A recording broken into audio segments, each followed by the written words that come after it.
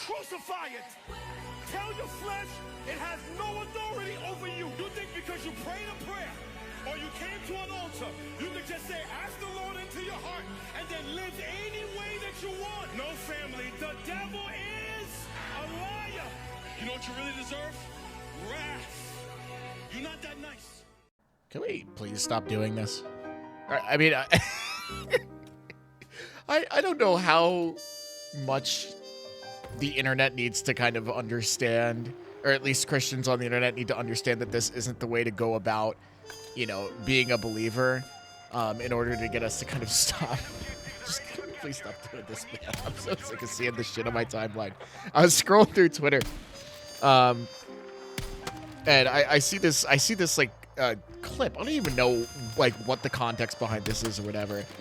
And all I'm seeing is just people quote tweeting this and going, dude, what the fuck even is Christianity? Are we okay? And I'm looking at it, I'm like, dude, this, you know, this makes me think of there was like a Charlie Kirk memorial or whatever. I won't, you know, dive too deeply into that. That's not the point of this video. But they had this like guy bring out a cross for the funeral. And it's like, all right, well, you know, having a cross is a symbol at some sort of memorial, whatever. But he's carrying it like Jesus, except it has wheels on the bottom of it. And I was like, you know, I can't think of a better example of American Christianity, or at least like modern MAGA Christianity, than that. I really, it's just so disgustingly performative. It's so deeply focused on the symbolism and the, you know, the morality, but never actually, you know, reading the book that's put in front of them. I saw that and I laughed. I was like, this is the stupidest thing I think I've ever seen. I don't get it. This same clip, this GIF also, perfect example of what I think a lot of people interpret faith to be these days is it's performative. It's this, you know, it's become associated with this idea of toxic masculinity, of you know, self-service, of, you know, what's the word I'm looking for? Like, cockiness, I guess is the word. There's a better word for it, but it becomes a symbol. Christianity is becoming this like symbol of self-service. Clearly from what you can tell from these posts, right? From these people using the symbolism to try and pump themselves up on social media, to somebody, a right-wing grifter of sorts being compared to Jesus himself through the symbolism of the cross. Like, this is a bastardization of something that's meant to be personal, beautiful, and focused on the service of others, rather than the service of the self. This video in particular kind of sparked that reaction in me, because I noticed a couple of things right off the get-go, which I was like, this just doesn't, like, if you're gonna commit to this kind of bit, commit to it. I think there's a story of some guy, I don't remember where he's from, but he did a thing where he walked the distance Jesus would have walked with an accurate cross on Easter some year. There's like news articles about it or whatever, and he was able to do it, but apparently it's, you know, of course, extremely difficult. And then factor in, you know, that guy wasn't beat nearly to death like Jesus was. Jesus, like, was canonically on the edge of his life, essentially, after hours of torture, days of torture, essentially, and imprisonment. And, you know, even that guy struggled with it at his peak. This video has a guy who's very clearly in good shape, obviously. I mean, if he's sprinting, you can see his muscles, he's fine. Carrying a tiny balsa wood cross, which probably weighs maybe 10 to 20 pounds at most. So, okay, a weighted vest, which people train with all the time, that's normal. And a Bible, which at most is maybe another 3 pounds. I'm pretty sure Jesus' cross in actuality weighed a little bit more than that. It is estimated that Jesus' cross weighed around 300 pounds, or about 140 kilograms for my non-American viewers. Even, like, the cross itself weighed that much. Him dragging it along the crossbeam, it says here, probably closer to about only 100 pounds of force. But still, the point is that's significantly heavier and more cumbersome than what this guy's doing. This guy's sprinting on a frictionless treadmill with a balsa wood cross and a Bible. and he's in great shape, and he hasn't been tortured for days and on the edge of his life. And this is entirely representative of what people are doing now.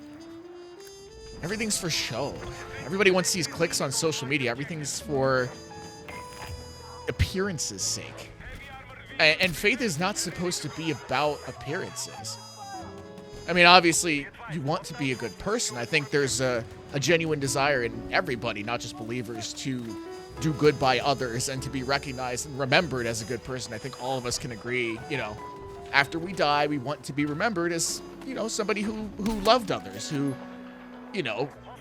you always hear these good stories about good people, and it makes you feel good. You're like, man, they must have been awesome when they were alive. And I think all of us kind of do want to strive for that. I think that's a fair goal for most of organized society, even outside of faith, right? But,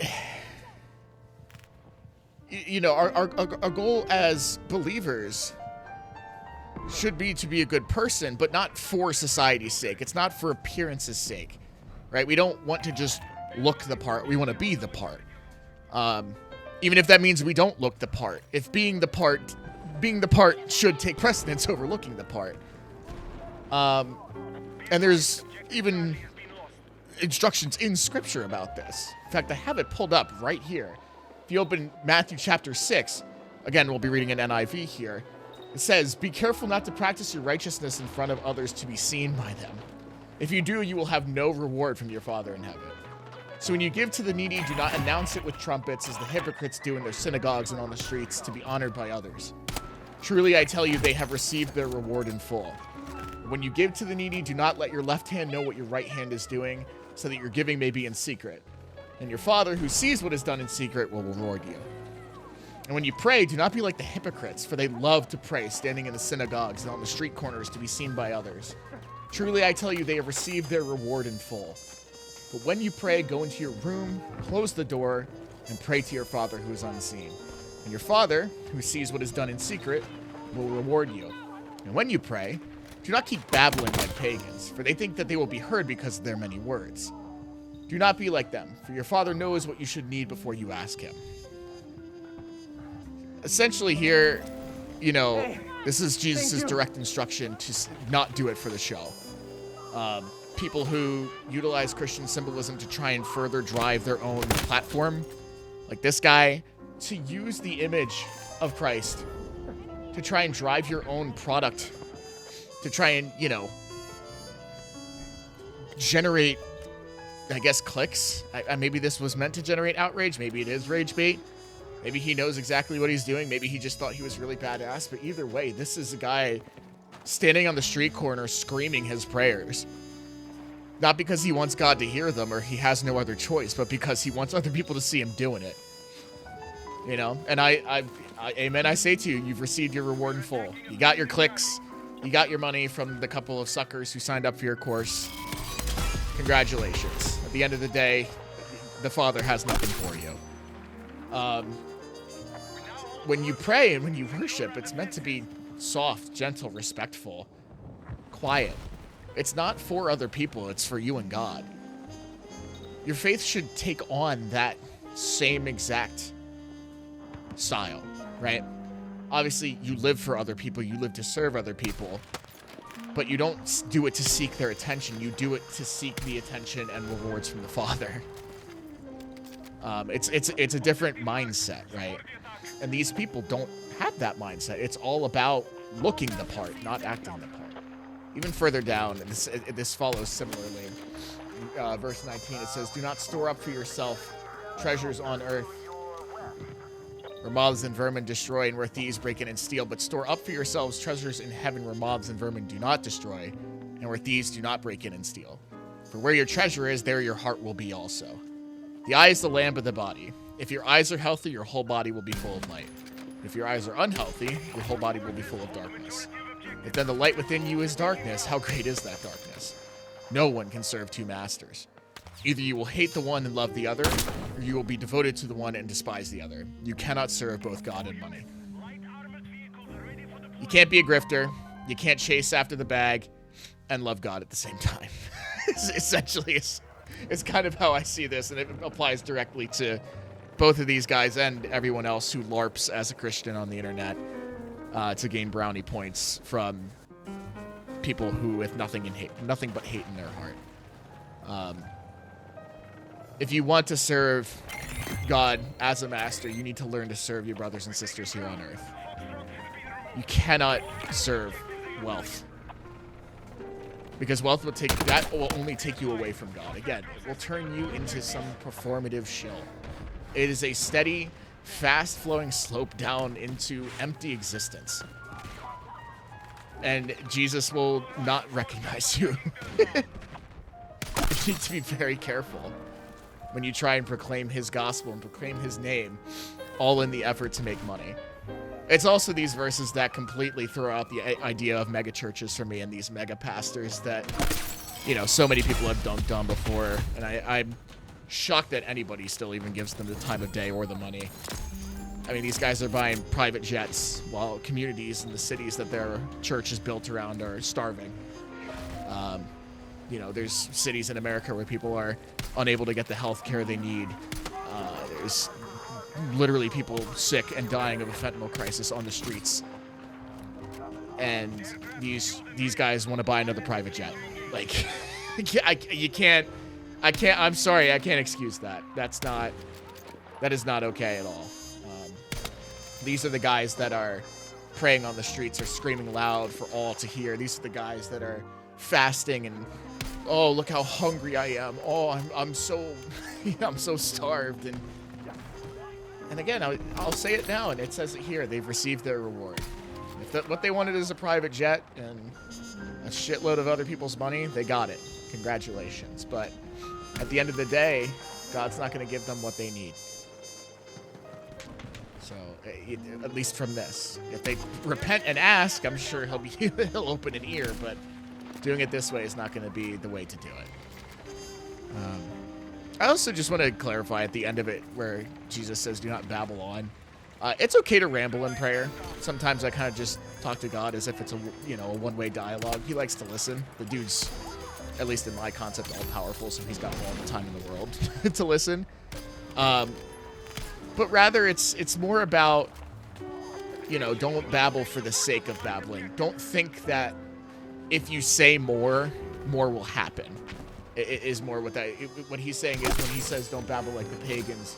Sorry, let me scroll back up to it. For they think that they will be heard because of their many words. It's more like you can talk and he'll listen, but don't think that, if I talk more, if I open, if I just kind of ramble about everything, something will get answered. It's like, you can't really treat it like if I throw all my shit at the wall, something will stick. It's more like trust that he's listening to everything and he will do what he sees fit.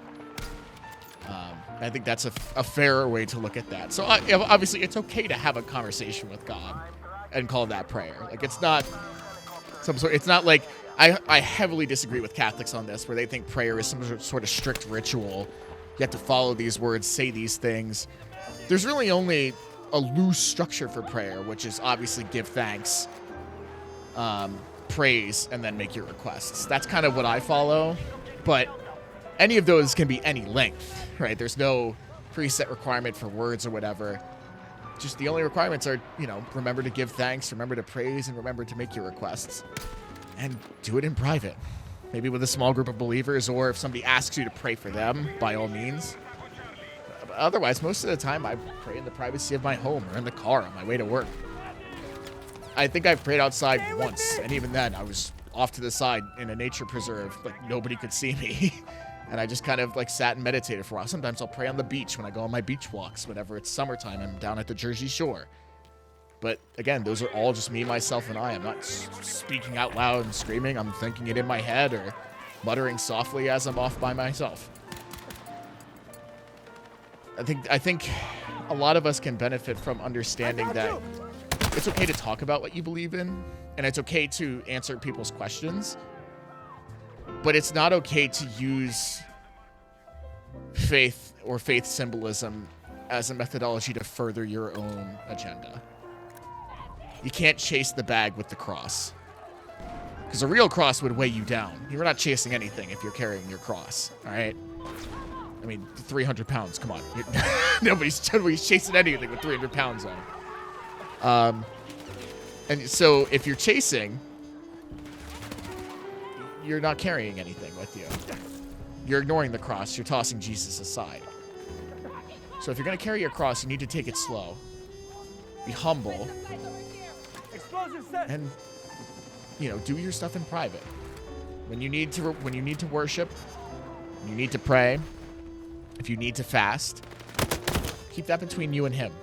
Maybe tell a couple personal friends about it, of course, especially if you're fasting. Because if you go, you're starting to go, they're going out and you want to go out to eat, but you have to follow these rules. Fine, but, make sure they know. But again, just don't turn it into some sort of opportunity to shill. Let's not make this, here's how I make money. Oh, like, I'm a believer. Oh, by the way, buy my course on how to be a man. Or essentially comparing yourself to Jesus after your death. There's a whole nother conversation, but Jesus is not a tool for you to promote yourself with. Jesus is a tool that you promote him to others with. And it really needs to stay that way. I think a lot of American Christianity is far too self-serving at the moment. It is okay to want to protect your own. It's okay to, feel the need and the duty to love your family, love your friends. That's all right. But the love that Christ calls you to is a lot more than that. And if you only love your family and friends, you're not doing enough. You have to love the stranger. You have to love the immigrant. You have to love the poor. That's self-sacrificial love is what Jesus did for you. He asks you to do the same thing for him. He's not asking you to get on a treadmill on the beach and carry a fake cross and sell courses on how to be more masculine. He's calling you to go help the poor. He's calling you to go volunteer at a soup kitchen to help the hungry. He's calling you to go volunteer, firefighter, volunteer at a hospital, or give your time and your money away to others who can use it. He's asking you to care for your communities, to be there for both your friends and your enemies, to pray for your enemies. It really is as simple as that. And I think a lot of people are just so self-centered and so focused on themselves that they don't want to let go of that Christian identity, but they don't act like a Christian either. So, to those who might be struggling with their identity, remember, your priority is sacrificial love. We were talking about it in our Bible study this past 2 weeks ago.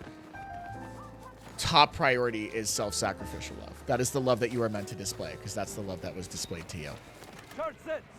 So if your love takes, but never gives, you might need to reevaluate a lot of your behaviors and try and rewire them closer towards giving to others rather than giving to yourself. Again, I don't want this to become too political. This isn't a, bashing of America in general or whatever, although what's going on right now isn't great, and I know a lot of us aren't happy, and rightfully so. But, I rather want to focus on people who, again, trying to advance their own agendas and trying to get their bags and make money by using Christianity rather than, using Christianity properly, which is helping other people first. So, for some reason, the last video did really well. I actually really do enjoy talking about these kinds of things. If you want to see more, let me know. Believe me, there's plenty to talk about when it comes to a lot of modern Christianity. We are flawed, again, as a faith, much like everybody on the planet is, but there's a lot to talk about. Especially nowadays with so much of the internet allowing for people who previously would be able to pray quietly, kind of being loud. So I'm probably going to have a few more videos on topics like this. Again, I'm coming at it from a very progressive angle. Being a progressive Christian myself, it's kind of more aligned with a modern understanding and interpretation of the Bible. So I just want to make that very clear from the get-go. If you have, issues or questions or things that you want brought up in the future, I'm open to suggestions as well. Because I'm trying to cut back on my internet time after I saw this this shit going on.